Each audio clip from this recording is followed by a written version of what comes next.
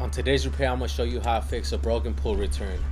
You can see the water level here stops around the pull return area. I have the pull side plugged up already. Now I'm going to walk over to the pull equipment. So our leak detection crew found out that this was the only line losing pressure here. They went ahead and pressure tested everything, and this line didn't hold at all.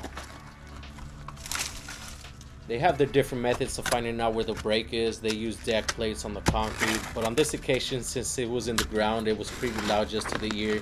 You could just hear a bunch of gurgling. That's usually what it sounds like.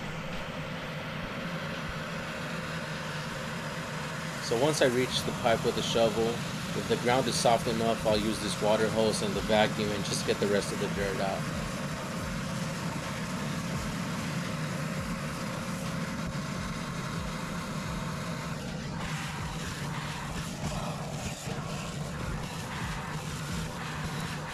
So right now I'm injecting air with the air compressor just to confirm that our break is around this area, and look at that, it's right there on the 90-degree elbow. This is usually the spot where these pipes break. It's always in the coupling, a 90-degree elbow, the 45-degree. I would appreciate it if you leave a like, drop a comment, and if you want to see more of this type of work, go ahead and subscribe.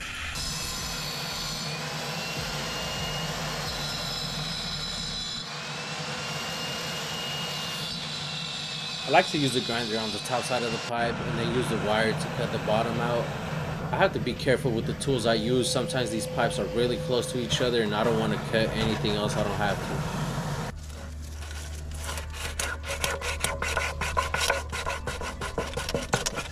So I can use the wire, multi-tool. I just have to be really careful when I'm cutting.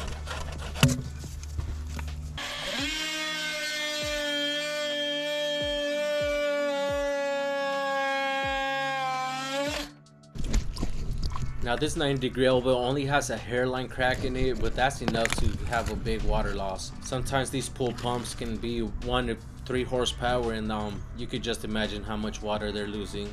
A lot of times when it's on a return line, they can lose up to 1 or 2 inches per day.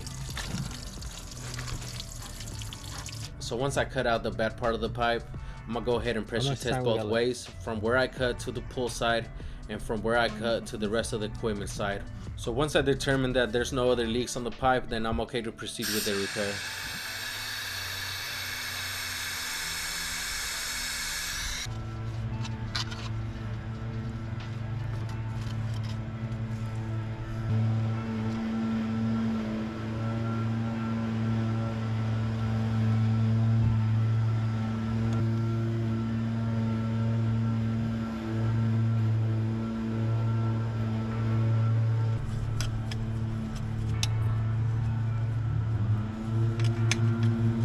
So this is the part that might tick some of y'all off. The method we use is a shepherd's loop. I know there's other ways to do it, but this is the way our boss wants us to do it. So that's just 290s going straight up and 290s going straight down, and that's the shepherd's loop.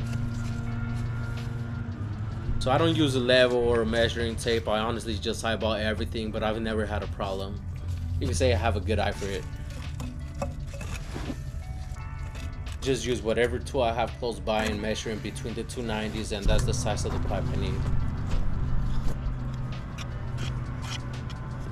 So if I'm working underground, it doesn't matter how dirty a job I do. I could use a lot of primer, a lot of glue. It doesn't matter. No one's gonna see it. If I work on the top side of the pull equipment, then I'll be a lot cleaner and I won't be this messy.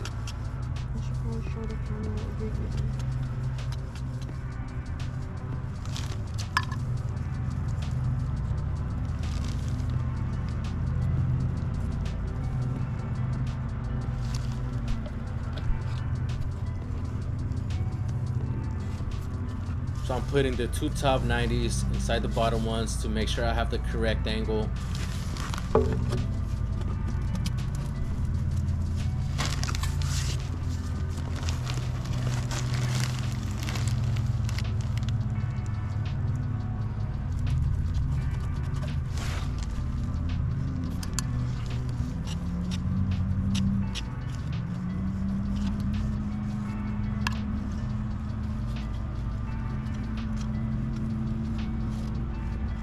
Using this method does change the water flow, but like I said, this is the method we prefer to use. It just is what it is.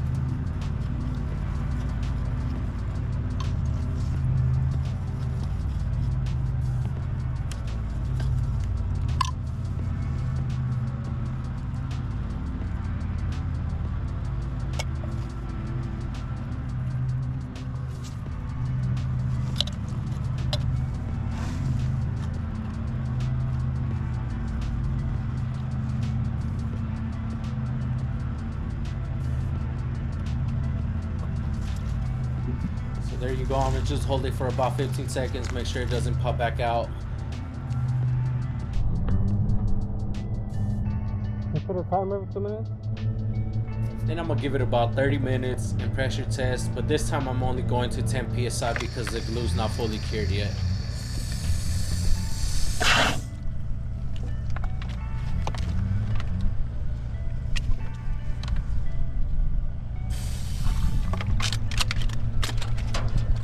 This pull equipment was a lot lower than the pull, so I gotta be quick throwing this valve back on.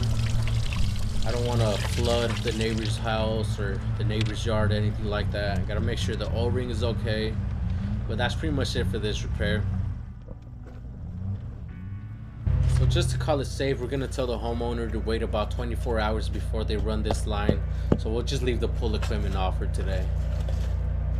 We're covering everything back up. We'll clean up all our tools and we'll call it a day.